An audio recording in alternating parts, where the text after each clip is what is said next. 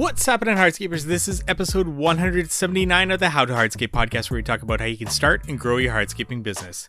And today's episode is brought to you by Cycle CPA. If you need accounting, bookkeeping, financial services, check them out at cyclecpa.com. Let them know How to Hardscape sent you and get $200 off their package there. But also follow them along on Instagram. They are cycle_CPA. They got great educational posts there, and I love to follow along with them. And on today's episode, we have another I Am a Hardscaper mashup. Now, with these I Am a Hardscaper interviews, we bring on a business owner and dissect their business. So with these mashup episodes, what I do is I take a specific question that I ask each interviewee and then take their responses and put it all into one episode. So on this episode, we cover the question about equipment and installation practices. Essentially, this has been a question that this year I actually thought about taking out, because I'm always trying to revamp the way we're doing interviews and to just make things a little bit more interesting, as opposed to going off a checklist of questions that I want to ask. But I do want to keep a consistent theme to be able to do these mashup episodes at the end of each year, kind of like a year in review. But this is one question that I've tossed around taking out, but every time I go back and do these mashup episodes, I look back at the responses and they always seem to bring out something in the business owner, something that comes out that otherwise would not have been covered if I didn't ask it. So these questions are very much wide-ranging in their responses, and I even thought about not doing a mashup episode that incorporates this question of equipment and installation practices. But when I went back and listened to the responses, it became evident that I really needed to put one of these together. So we got an episode here covering the question about equipment and installation practices. Essentially, this is how I typically ask the question. I ask, is there anything that you want to talk about in terms of installation practices that you live by in your business, or equipment that has really helped you along the way or even today in your business? That's typically the way I ask the question, and then I just throw it over to the interviewee to see how they want to respond and how they want to take that question. And like I said, a lot of great responses in this. So when you listen to this episode, you'll hear the interviewee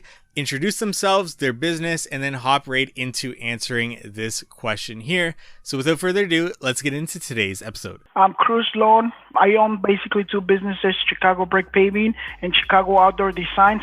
I think that's a really good question, because I wish I can go back in time and I have those tools when I start my business. But back in the day, finding guys was easy. There was so many people out there looking for work. You would go on the gas station to fill the trucks, and it was like 2-3 guys there. You have work. But now these days it's hard to find people. So I do love, and I do have. I have a couple excavators, but my favorite excavator is the E20. It's a small excavator from Bobcat, and I do have some buggies. So those, basically, that's my secret weapon right there. The E20, the excavator, and the 2 buggies are the buggies that we have, because we can do so much work with those pieces of equipment. Like for like a normal, just to give you an idea, for like a 500 square feet patio, which is an average size patio for an average house, we can excavate it and have base down in probably 4 hours with the excavator and 2 buggies, and only 4 guys. Incredible. So I have basically a guy with each buggy with a guide, and then I have a skid steer on the street. So, and myself or somebody else on the excavator. So we excavate, put everything on the buggies, go dump it on the skid steer dumps that excavation into a dump truck. So, like, it is crazy how much, how much work you can do with this piece of equipment, and you don't need a lot of guys. And these pieces of equipment, they don't get tired, they don't complain. So, So my question with that is, if you're just starting out and you have enough budget for, say, a mini skid steer or a mini excavator and a buggy, which would you choose? Excavator all day long. Excavator and buggy? Yeah. Excavator, basically. I told the guys, I have a private group, like I say, a Facebook private group. I even told these guys are on this group, if you guys don't have the equipment, go rent it. You don't have to own it. You maybe do when you first start doing hardscapes, maybe you do 3 hardscape jobs per season and things like that. It's not worth for you to own these pieces of equipment. Like equipment right now is so expensive. Like, and it's not even available anyways. You have to wait months or a year to get equipment right now. But just go rent it. It's always cheaper. Just put it into your beat. Don't kill yourself. Because I do have a friend here. I'm not gonna mention his name. He's still old school. He's old school, and as much as I want to talk to him about that, he still excavates like wheelbarrows and shovels, jobs like come on. I told him like just go rent even a dingo or something, like a mini skid steer. It's like no, it's too much. $300 for rentals. Like come on, but it's costing you more for the excavation. Think about it. You got 4 guys excavating and putting base down for 2 days. Do the math. It's costing you more money. Just go rent it, just go rent the equipment. So, but yeah, the one thing that I like about the E20, us answering your question, you can do a lot of things. It's not just for excavating patios. We use it for pulling bushes, removing timbers. We do drainage work. We do also have these tools from Pay Tools that it's a vacuum system. It's a plate. We get connected to a compressor, and then we can pick these big slabs, and it's just like so much you can do with the mini excavator. We used to have 2 mini skid steers in the past, and when I first bought my first excavator, which it was the E20, the mini skid steers were sitting on the shop for 2 years doing nothing because we love the excavator so much. And it's like, I'm just going to sell them. There's no reason for me just to have these 2 pieces of equipment just sitting on the shop because we don't use them anymore. But yeah, that's why I love excavators. I'm Jeffrey Schmidt of Down to Earth Landscaping. And I'm Chuck Gillum of Down to Earth Landscaping. Cool. Well, yeah, there's definitely some practices that we live by. We live by the open graded system. We've done a lot of research over the years, asking all the questions why we do certain installation techniques, and open graded has been the main thing. Using geosynthetic fabrics, separation fabrics, geotextiles. So our patios are very over-engineered. From the bottom up, compacting the subsoils to your separation fabric to your 3/4 clean. Then you got your geofab or your geotextile, and then your chips, and we even do the geogrid around the border. We just over-engineer everything, overbuild it. We're just really trying to prevent any issues for the customer, which also leads to issues down the road for us. But that's the main thing, is just our patio installations, as well as our retaining walls. Everything is open graded. That's how we're going to continue doing it moving forward. Gator Base. Yeah, we love Gator Base. Very innovative product that we have here now in the States is Gator Base, and Alliance Gator has been very supportive of our business. Their reps have been awesome to us. They come on-site training to our guys. So that's been huge. The product as a whole has been huge in saving us time and energy and excavation.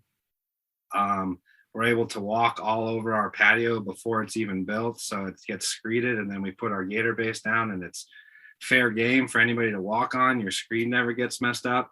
So that's a huge one. Tons of pros to that as well. When it comes to machines, man, I think Chuck can attest to this. Chuck's the one that really likes to buy the toys, and I don't mind using them. But everything we've bought from day one has been a game changer for us. It started with a dump trailer, and then now we're buying dustless saws and looking into vacuum lifts and whatever's the most efficient way to get a job done. We're essentially trying to save time, as well as the wear and tear on all of our guys as the main concern. And we will always invest in our business and whatever tools are going to make us more successful and quicker. But again, the main thing is just to make this as easy as possible on our employees and our team members, because this is not an easy industry to be in. Every item is going to be at least 25 pounds or more. So you're always carrying or picking something heavy up. So we just do whatever we can to make it as easy as possible. Because there's not a task that we haven't done in the field. And, we want to make sure that we're making it easier for the next guy. And like we talked about, like our business grew up in the city. And so we're used to working in tight access areas. So we might only have a 36-inch gate to go through. And so, our first big purchase was a Dingo, a little TX 525 that we still have, and we love it. It's awesome.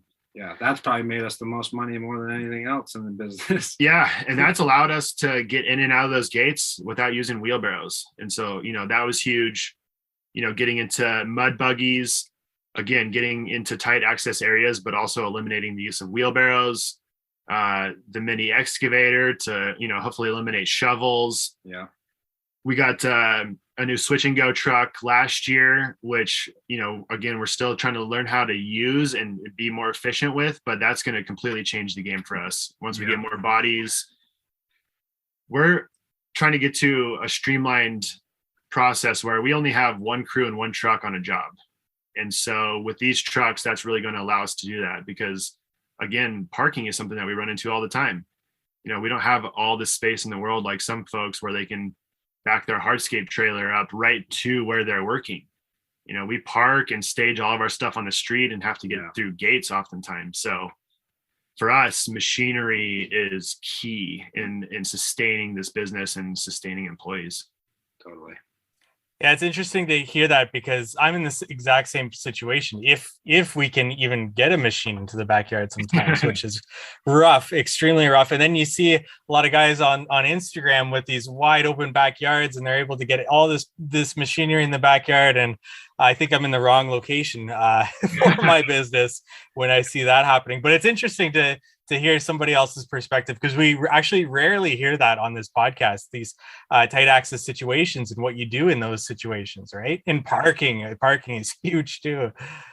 Yeah. And so it goes with the logistics of it all, those small machines get us to the backyard and the gator base, removes a handful of inches of excavation. So all those products go hand in hand, which has, really helped us grow in the industry and be efficient and be effective getting in and out of these downtown Denver yards.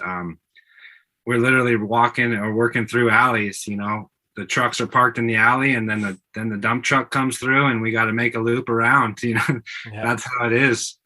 Yeah, absolutely. And this came up in my mind as you're talking about equipment and purchasing equipment. Do you guys see eye to eye between each other when it comes to debt versus no debt or a comfortable debt level that you are both comfortable with? And how did you come up with what you were comfortable with? Yeah, we have different ideology here. And I think that's definitely what's helped us be as successful as we have up until this point. And it's going to help us, moving forward. But I see big things. I like to buy things. I see big picture. I usually see several years down the road where Jeff has a little bit more focus of what's going on right in front of us. So he usually, reels my ideas back in a little bit. So for the first 8 years in business, we were completely debt free, and it was great. We didn't have any very minimal overhead. We were working out of a garage. And so we were very conscious of what we were buying. But again, we were doing a lot of maintenance. So yeah, there's mowers and string trimmers and blowers and stuff like that, but that's like a necessity. Where we're at now, a lot of these tools and equipment that we have, not necessarily a necessity, but it's definitely helping our efficiency and helping our employee retainment, all of those things. So I'm like, yeah, buy the machine, buy the excavator. The ROI is going to be tremendous. Yes, there might be payments up front. We can get that paid off pretty quickly though, just because of how much money we'll make with this certain piece of machinery. So overall, our thought process there has changed quite a bit ever since we rebranded. We know that if we want to really excel in this business, brand ourselves as a premier company, we have had to take on debt. And that's really helped us leverage the projects that we've gotten, the amount of money that we've been able to make on these projects, the efficiency, the amount of clients that we've been able to have, which then leads to more referrals. All those things play into, hey, should we buy another mud buggy? or should we buy another tracker machine, whatever. Jeff would probably, say something different. We're pretty much aligned though. Everything that we do is very conscious. And there's a lot of research that goes into every purchase that we make. Nothing is really like buying something on a whim. Hi, I'm Mike Barker with Elevate Outdoor Living. Yeah, I love tools. And there's definitely guys who love tools more than I do. And they're kind of like, they're role models for me. But, obviously like Andy and Jeremy, they're just kind of kings of having all the big equipment. But one thing that we purchased last year was a Unilift. And we were just kind of trying to think of like, okay, how can we kind of help our labor shortage situation? And we landed on the Unilift, and we have some other pave tool vacuum equipment that we used prior to, and the Unilift just kind of allows one guy to basically lay a whole entire patio while another two guys are working on another aspect of the project. And that has been, it's been a good purchase for us. I will admit that I would like to see it be used more. But as we grow, it will definitely be a continuing asset for us. Is that, did you get the tracked model or the model that you use with the forks? So I got the tracked model, and I think I got pretty lucky. I bought it used actually with 18 hours on it from a local contractor who, he told me, he's like, my guys can put pavers down faster. And I'm like, yeah, they're probably dead tired at the end of the day though. Right. So, right. I kind of looked at it like, how can we make our jobs easier? And especially because, I was on site, last year still majority of the time. I'm like, I want to make it easier for myself to be working as well. And it has its limitations, but it's also, when it works, it's amazing. I like that. I've been looking at it more and more often, and I know there's mixed reviews on it in terms of its limitations. But like you said, it's not so much about being faster, but probably more efficient. Because if you think about how guys and girls get tired throughout the day, their efficiency drops off throughout the day, and then throughout that week, you also feel that fatigue. So yeah, I mean, that's a huge play in terms of looking at it, the bigger picture, and not seeing that efficiency drop off after lunch or getting into the end of the week there.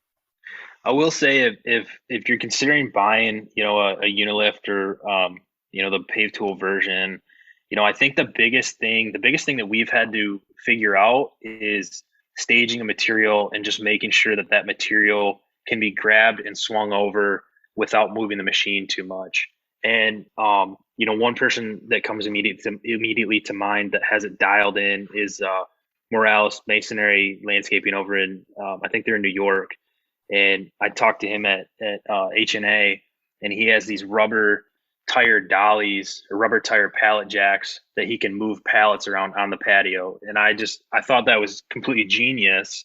When you need to get your material closer to your machine, that's the way to do it. Hi, I'm Jeremy from Will Gates Landscaping. Good question. So that's a pretty far-ranging question there. Yeah. So as far as equipment, obviously I'm a big believer in dust control. I don't really sell that a whole lot to the client, although many of those people have been to our website, even though I talk a lot about it, we come out to our jobs like, oh, great, I want to see what you're doing with the dust control. So I've gone to our website and checked it out. That's a great way to differentiate yourself besides the whole requirement to do it by law. You can change it from a have to a want to. What are the benefits for you? What are the benefits to you as a company? You have happier clients. You aren't blowing dust all over their neighbor. Most people, if they're honest and they're sort of dust fly, will admit that at some point in their career, there's been a neighbor community that's really, really upset about dust in their yard. It happens, okay? As far as other equipment, mini excavator to me is indispensable.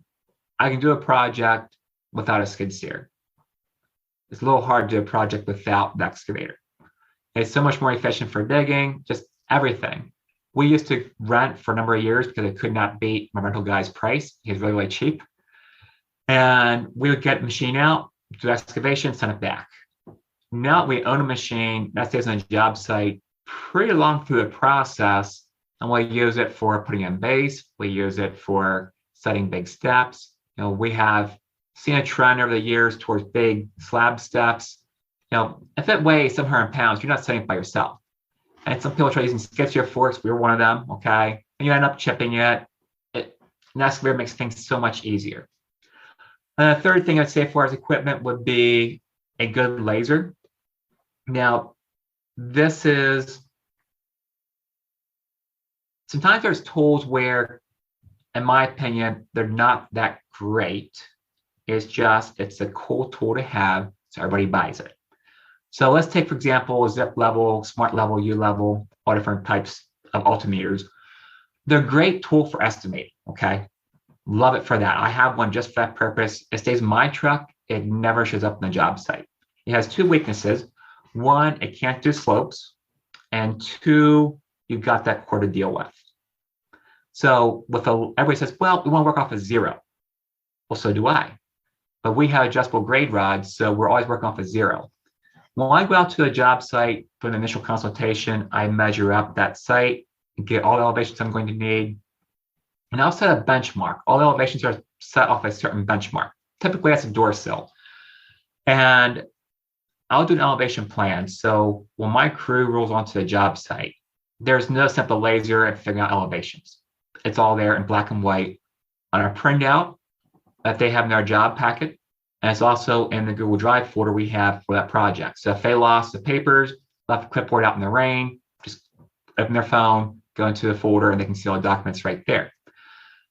So let's say typical project is going to have a retaining wall. It's going to have a patio that's sloped. It's going to have a fire pit. It might have footings for an attached roof or pavilion, all different elevations. They look at the print and it says what kind of slope we're using for the patio. It's all there in black and white. So set a laser to a certain percent, just go up to the benchmark, set the grade rod at 0, and then go to, say minus 27 inches. That's your bottom excavation. It's all right there. So having an accurate grading plan or elevation plan, to me, it saves so much time setting up that project.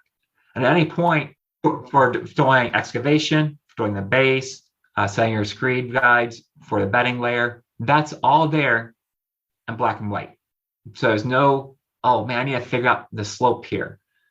So the laser we use is a dual slope and it's auto slope. So all I need to do is pull up my remote, punch in the slope, and it's good to go. And there's no, oh, come out 10 feet, or we'll drop 2 inches across 10 feet or 3 inches. There's none of that manual figuring it out. Simply anywhere I go on that job site, anywhere on that patio, I can set that grade rod down and know exactly within 0.1 inch of where I'm supposed to be. In my opinion, using adjustable grade rod and dual slope laser is your most efficient method, short of using one of the tool position systems where you're using a GPS system where it really makes the laser obsolete. Again, going back to altimeter concept, I think they're great. They have a place, but on a construction job site, to me, they're a nuisance. They can't do slopes, and you got that cord following you everywhere. There's a few things where they're great. And if you have a really big elevation change, say over 6 foot, that avoids multiple laser setups. Or if you're going around 3 sides of a building, there's no line of sight issues. So there's a place where we might consider bringing our zip level out to a job site. But most times that stays in my truck and it's only used for estimating.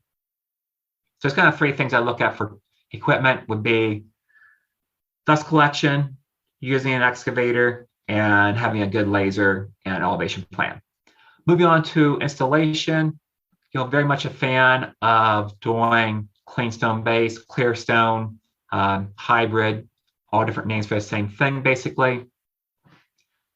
Today, our projects are probably 95% of them are permeable, at least partially permeable. That probably about 30 to 50% are actually fully permeable systems. Now we use clean stone, so and we're using a joint fill that's permeable. We're mainly using that for efficiency and because we think we build a better product with it. But the side benefit, it's also permeable. So we've done a lot of marketing for permeable systems, and people call us specifically for that. So clean stone can't be used everywhere, but almost everywhere. We were doing hybrid before it was even called hybrid. Like our first projects back, I think 2014, using clean stone with a polymeric sand joint fill, and we never looked back. One of the things I feel has helped Will Gates grow, particularly in retaining our crew members, was offering year-round work. And I can clearly remember the year is 2015, sitting at a round table with other business owners. And it's a small group, I'm going to say 5 to 8 people. And as one business owner said, we work year round. I'm like, how do you do that? It's winter, we get snow. And I just couldn't fathom that being possible. And we kind of stayed in touch. And I think it's probably a year or so later that he invited me out to see his business. It's Gold Glow Landscaping, Millersburg, Pennsylvania. They're about 2 hours away from me, I think. And so I made a trip out there one winter. And it's kind of a low point personally in my business. We had some staff issues that kind of took the fun out of work, and kind of regroup and question myself on a lot of things. He's a great guy, really enjoy him. And he said, about working all winter. I said, how do you do that? And he said, well, you need a big pipeline. I said, well, it's just not possible. I can't see how you can do that. And it's only, I think, about 2 years later that was there, where I had so many leads in the pipeline, you pick and choose and say, this is a job I want for winter installation. Now, a permeable patio, permeable driveway is absolutely the best possible thing. We work on clean stone, doesn't matter if it freezes. It's mostly flat work, so there's no muddy banks you're sliding equipment off of. Again, you need to pick and choose which projects you want to do. So if I got a steep slope, automatically, I'm not doing the winter. I don't want my machine laying on its side, bottom of the slope. Not going there. We're trying to be efficient. We're going to lose some efficiency through the winter, not a lot, but again, pick and choose. And sometimes you need a little bit of incentive for people to do it in the winter time. So you'll have a client calls you, let's say August, and they want their job done this fall. Well, I'm sorry, Mrs. Smith, we're booking for December or November, and it's not late in the year. You're probably not going to enjoy it a whole lot. I got a little hole here in February. We work year round, but it's a little hard to fill that hole there in the schedule. People don't understand we work year round, and you're not going to enjoy your patio anyway. Would you consider waiting until February to get it done? And I might offer a very small discount. It's usually not much. I'll figure how much per hour I think I can sacrifice. It might be $500. If it's a really big project, maybe $1,500. It's not a huge amount. And try to get a little incentive there to do it in the winter. But that's been huge for us. Before, we would try to find some fill-in work for them for part-time work. Sometimes they want to get another job just for the winter. Then there's always a little conflict there. Their winter job, let's say, for example, one wanted to drive delivery truck for a heating oil company. Well, my season normally ended at that time around the end of the year. Well, they really needed him, early mid-December, and I was not all done with him yet. And then in the spring, when it's time to restart our season, we want to get started, say, beginning of March. Well, they still kind of needed him till end of March. So keeping the crew working year round really made a career at Will Gates Landscaping look a lot more attractive. They depend on having a paycheck year round, and I can depend on them being there when I need them. So it can be hard. You need to do a lot of forethought, plan those projects well.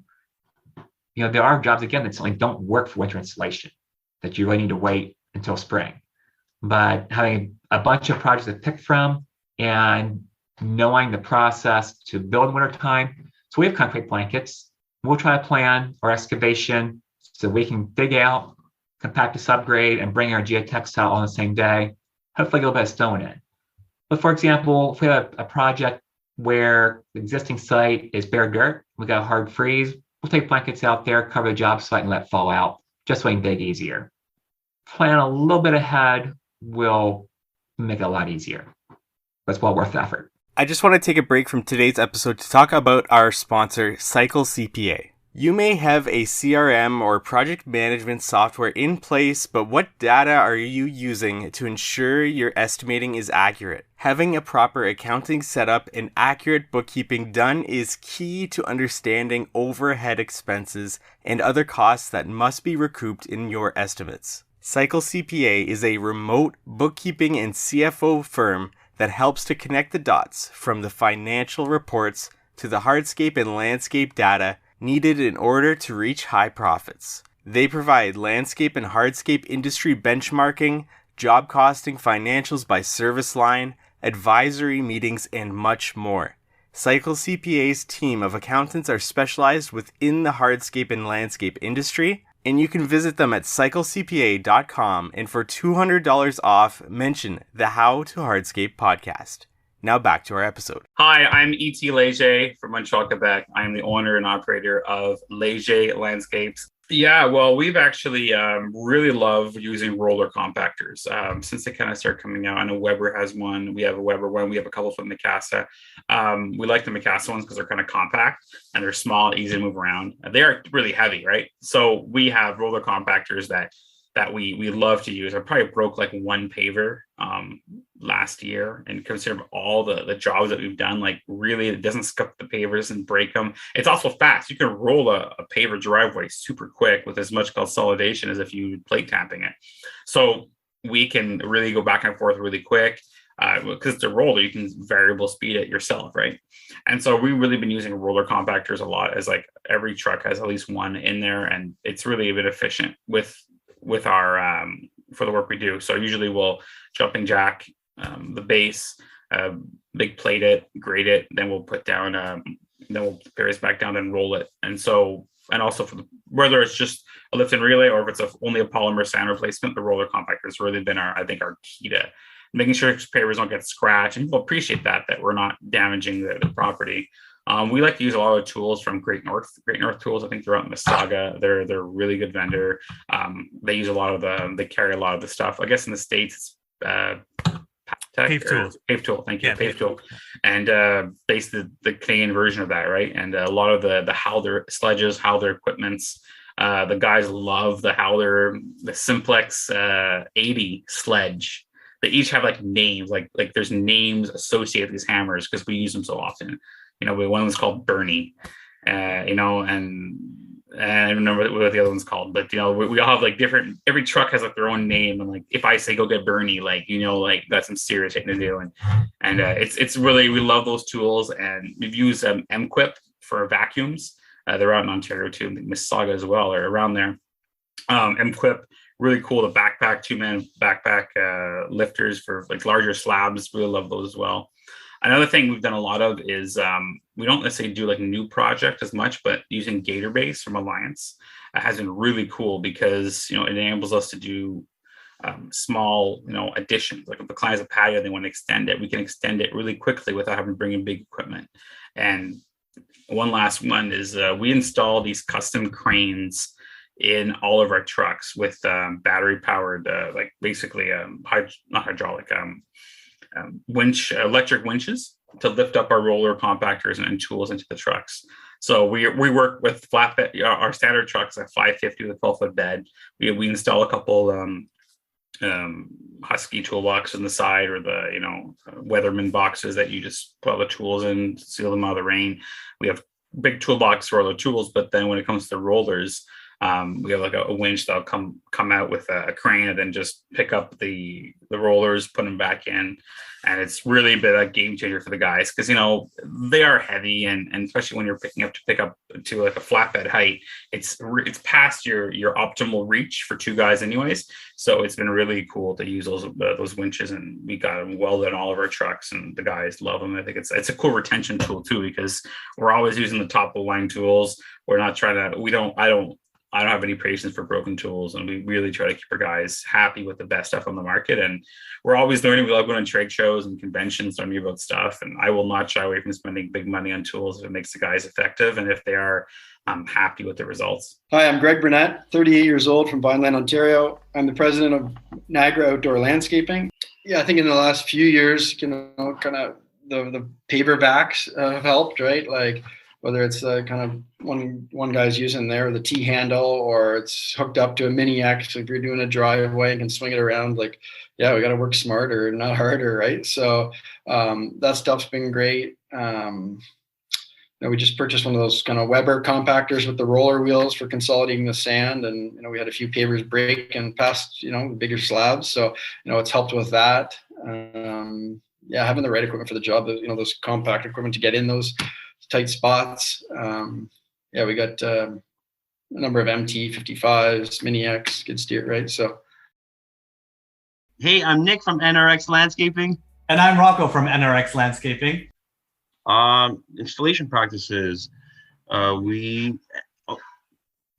kind of we live by an open graded base system, so we use a lot of 3/4 clear. We use a lot of 1/4 inch or 3/8 of an inch chip HPB. We use a lot of filter geotextile filter cloths, and we use GeoGrid, all that stuff. And mind you, we make adjustments kind of every year. We make some kind of small adjustment. We learn whether it be the new tools that come out. So we started using last couple of years. We started using like Edge Crate or Perma Edge rather than using especially for open graded bases, rather than using plastic edging. So one of the things that we do a lot, we try to use as much concrete as possible for certain things. So if we're doing an outdoor kitchen, we feel better if it's sitting on a concrete pad, right? So something that's a lot of pressure, like we don't want to, like we can, I've seen it done, people put on top of their aggregate and building like they're building a wall or whatever. But we'd rather use a concrete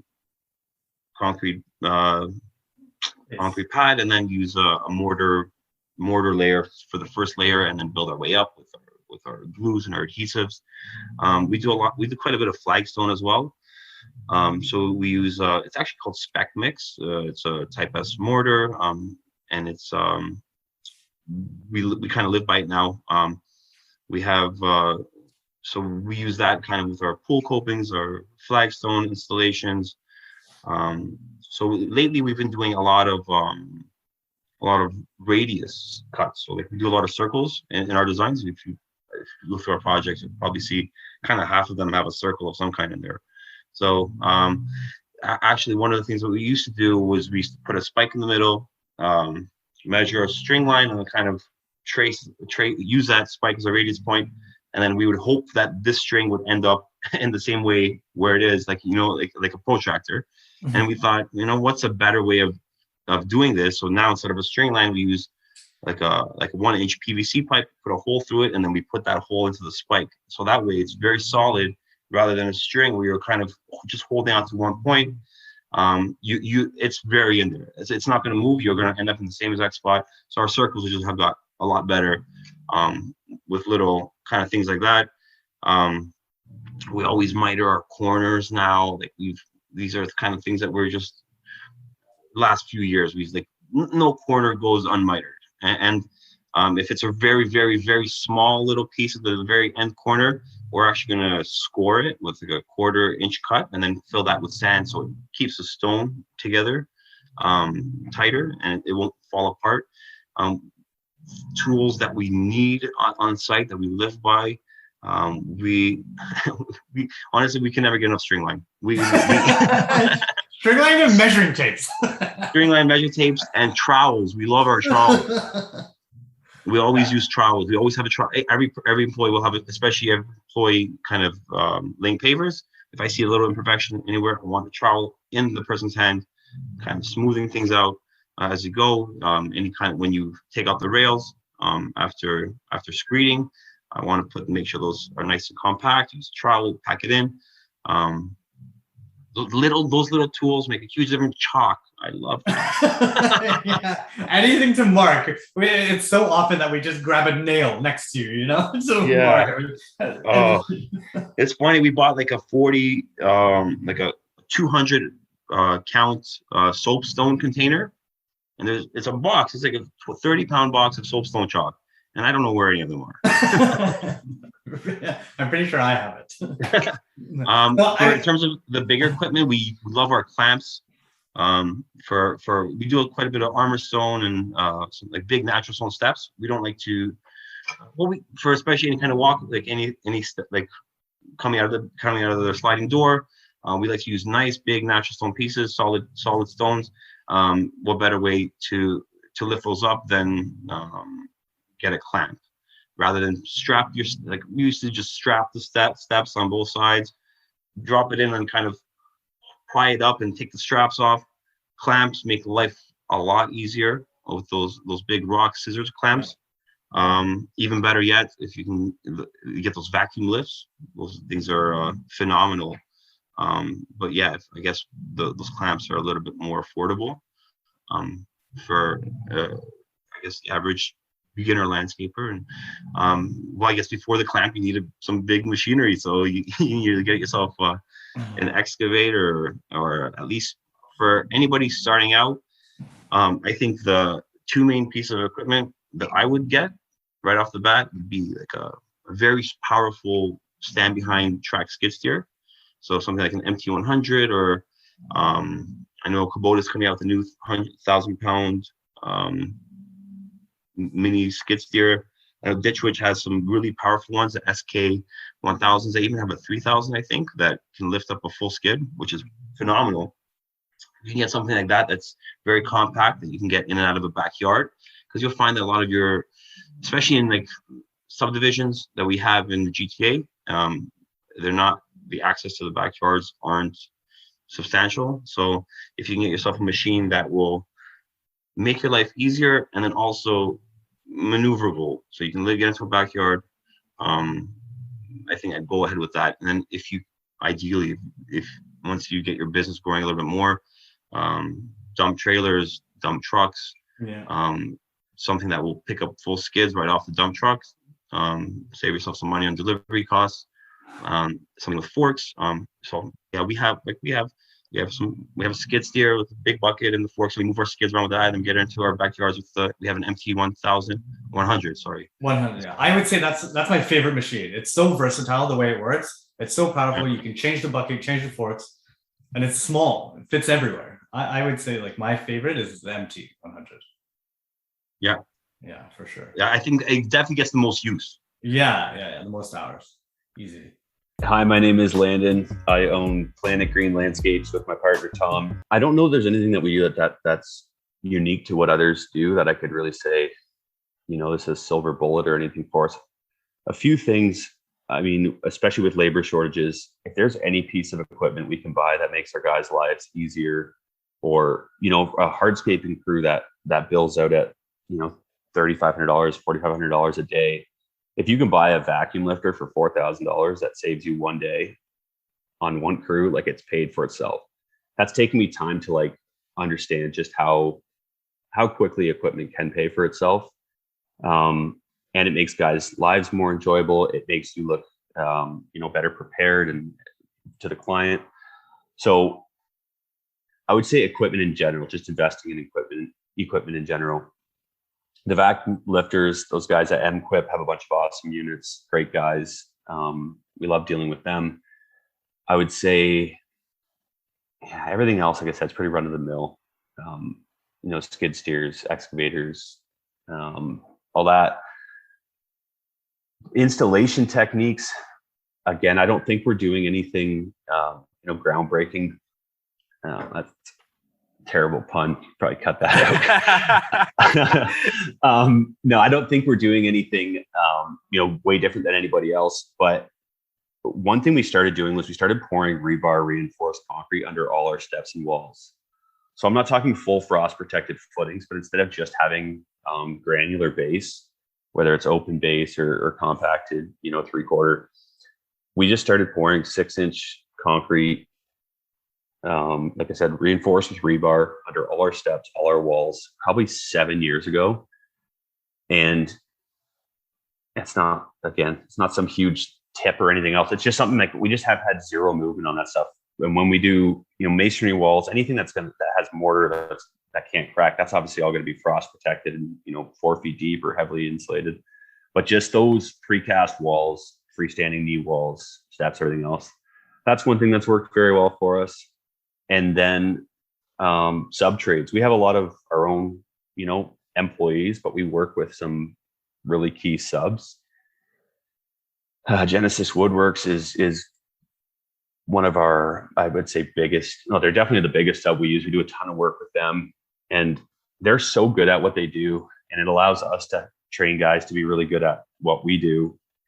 Instead of having, to teach people 100 things, you can kind of have people really focus and be great at what they do. So we have, a set electrician, gas guy, carpenter, et cetera. And that's just an amazing way to work. It's a lot of fun working with good people. And so I don't know if that counts as an installation practice, but it plays into it at some point. I am Aaron Colley with Spaces Design Build. Big thing for me is compaction and subsoil. Something I didn't know when I was 16, something I really didn't pay much attention to till we started Aaron's Outdoor Spaces here. I started learning more about compaction, what was needed. We're a week and a half behind on our current job because of the way the home builder backfilled around the house. I mean, we had to dig out a stump, so then we had to deal with that, and then I've never seen clay like this. I mean, you could not build on this stuff for nothing. I think we got probably 6 tons of number 3 and some lime that we pounded. In some areas, it's probably 2.5 feet deep before we were able to build. And then we reinforced the base as well with GeoGrid and did all that. We offer a 5-year warranty on our hardscapes. I think that warranty is all based on your subsoil. I'm a big proponent. You got to get those subsoils right, which is the reason why I love our Bartell 2750. Now it's heavy enough it gives you good compaction. I mean, I still compact in a 3-inch lift, even though I got 6,000 pounds of force, just because you need that base for this stuff to last. I've seen, too many jobs that I've gone to where someone's gone in there and, maybe it was a chuck in a truck, which I understand why those guys are where they are. I was there, but at least do it right, ask for help. So that, and then machines. If you ask my foreman, a year ago, we were still hand digging a lot of patios. I mean, I had a Bobcat. It was old. It was a 1997. So I finally sold that this spring just because it was leaking some oil. It's just going to become a maintenance issue. And I've been renting a little dingo ever since.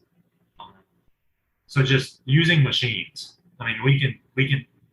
It's so much easier. The guys are so much happier. So we're actually on the fence. I got a contract right now from CAT. I'm trying to decide whether or not we're going to buy a new cat this week. I need to make the decision probably after this call. I've been on the fence, just not sure I want to spend that much money. I'm currently debt. The business is debt free. Gotcha. And I just don't know if I want to do that or not. But yet, we do need tools, and then clamps, airlifters. We got the backpack airlift for the slab pavers. I want to get a mini and start slinging them. I mean, that would be awesome. Yeah. I'm not there yet. But I just see value in all the technology. I would encourage guys to embrace it, and you need to be flexible and willing to change. Mm-hmm. The installation methods change, they evolve, and they've gotten better.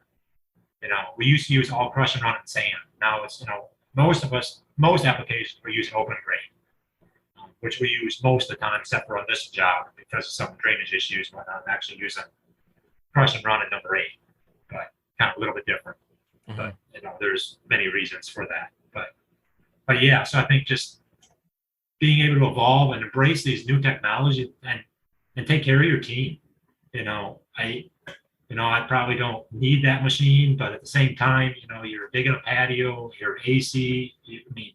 These new machines are awesome, and just the efficiency, and then the cost, because I know what it was going to cost to fix an old machine. I just wasn't doing it anymore. I am a huge proponent of renting equipment, especially, at least in my application, having so many different sizes of access into a backyard, and just getting the right equipment for that project is so important. And like you said, like renting equipment, at least for me, what I typically do is I rent it for, or when I'm pricing a job, I price it for an additional day on top of that, just so I know that, it's already built into the project, it's there. And yeah, like you said, like you mentioned with something, you're not there yet, but having that vision and having that process to get there, and to, show your crew, like you're showing them that, you guys are getting there, you are investing in them. You've shown that with the safety, the PPE that you're investing into them, the equipment that you're trying to get them. All of that kind of just adds up and builds up, and recognizing, what's available to us in this industry, and it's only going to get better. Yeah, and the other thing I'll say with that is invest in your people. Last winter here, it gets wet and slow. We try to work through it, but it's just kind of a wet, sloppy mess. So I took my foreman, put him through the ICPI. He's not officially certified with the square footage yet, but he's been through the course and passed the test. And also did the NCMA SRW, which as a business owner, I've not done. I've done the ICPI. Obviously, we're technical pros and all that happy stuff. But what that did, that's empowered him. The other thing I did is when I first hired him, is I gave him the Techoblock spec book. And this is how I knew I had a good person, is he went home and read it. I'm pretty convinced he read it because of the stuff he brings up. Yeah. And then you put that on top of the SRW, and they see you investing in them. And, he brings up, oh, we need to do this here. What about this? This needs to be this. I mean, my foreman knows more than I do, which some guys are afraid of that, but don't. I mean, right. He's out there building these jobs for me, like to allow me to be here. Yeah. So that I can grow this business, so I can better take care of him and his family. And, he's just, invest in your people. Don't be afraid to educate them. Because, I'm like, hey, he brings stuff up. Hey, it says this. Well, I haven't been through the training. I don't know what it says. And, sometimes I'm busy designing and really want to get out of the field. I love being in the field, but at the same time, and as a business owner and to grow, I need to come out and depend on him. And it's only going to happen as, and I hired him green. I mean, he had zero experience, and, he's going to be really, really good. And he's just at the beginning, pay and all that stuff. This is Nick Cardillo with the Yard Fathers Premier Outdoor Living. Yeah. So important. I mean, the tools of the industry have just changed everything for us. It saves so much time, our backs, just everything. We mainly get our tools from Pave Tool or, through Site One, but the IQ saws, we start out with wet saws, miserable things. The dustless, they can be a little slower, but they're just better in every way. As far as the mess, your health, that whole thing. I mean, screening tools, the hammers, the clamps, the suction tools. I mean, in my experience, all those things have taken time to get used to. So we'll get a new tool and my guys will be like, I don't like it. And then I'll do it. And I'm like, yeah, it's all right. And then a week later, it's like, how do we even live without this thing? And then you see you see how much time it saves. You see how much less worn out you are from using these things. So it's, for us, it's just new things are coming out all the time. And an example is like the other day, we're doing Easy Joint, and I love Easy Joint, the final product, but I always hated installing it. We went to the hardscape show this year up north, and a guy told us about a hydro broom, which is a simple thing. It's just a broom with a water hookup. And I got one. He's like, you'll love Easy Joint once you do it. I put it on. It was well worth it. I mean, it made it so easy to install the hydro or the Easy Joint with the hydro broom that it's just amazing. Like the certain tools that make everything that much better. So yeah, there's a lot of stuff out there. Hi, my name is Antonio Zeppa. I'm with Zeppa's. Yeah, I think I'm like really into the tech side of things. So I can talk about those in a minute. I really don't know. I feel like there's some guys that are super efficient out there that they're heavy equipment focused. I kind of just look at what these guys use. And I don't know that our team even knows they need that tool. But, I kind of introduced it. Like we just introduced a buggy. I know a lot of guys are big on the buggies. Like, I don't think that I could go to a show and say, hey, we need this buggy. But I see these guys using it and understand, all right, it does have a lot of value. Or, an excavator with the, tilt and stuff. We don't have one of those yet, but I see the value in it. And so we have purchased a lot of equipment, but it hasn't been from within, guys wanting it. It's kind of externally looking at peers in the industry and how efficiently they're working. Thank you for listening to today's podcast episode. Check out these I Am a Hardscaper interviews from the year previous, from the 2022 season that we've had here. If any of these responses has really stuck out to you, if you've enjoyed listening to a little short clip of that interview, go back and even show them some love on Instagram as well. They're usually our handles are their business names, so I do appreciate if you reach out to our previous guests to let them know that you heard them on the How to Hardscape podcast, or just contact them and network with them there if you have any questions further for our guests that we have on the show. As well as our sponsor, Cycle CPA. Once again, if you need bookkeeping, accounting, financial services, reach out to Cycle CPA. They're cyclecpa.com, and let them know How to Hardscape sent you for $200 off their services there. And we look forward to meeting with you next week on the How to Hardscape podcast.